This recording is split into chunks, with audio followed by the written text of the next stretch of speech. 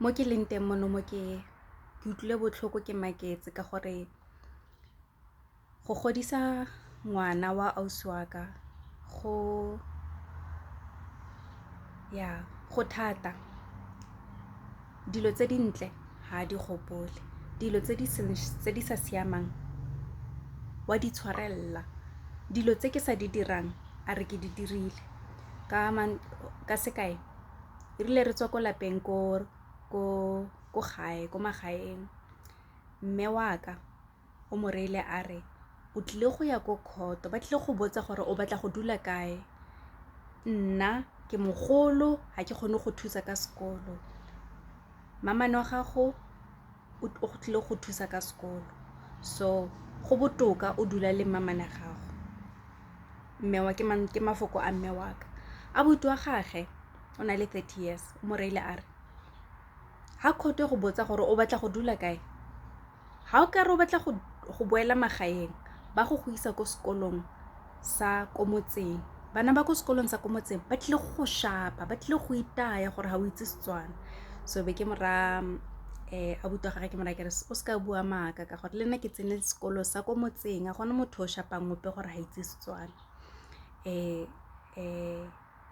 Maloba ngwana ausi wa ka, setlogolo sa ka sa re nna nna ke morele ke re ha ka ya ko sekolo ko motseng wa go itewa.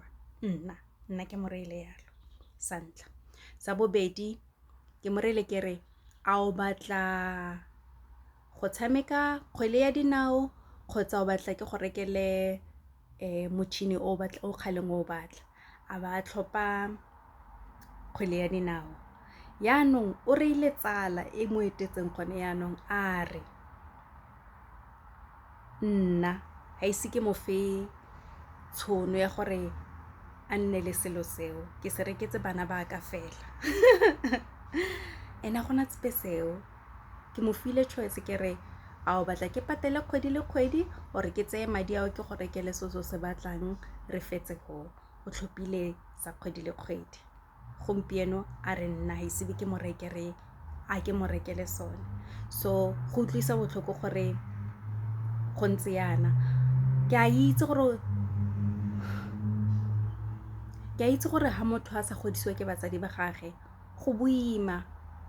Ke a itse gore ha motho a sa utlwane le wena go a kgonagala gore a nagane gore dilo tse di snacks di rilwe ke wena, mare sa ntse go utlwisa botlhoko.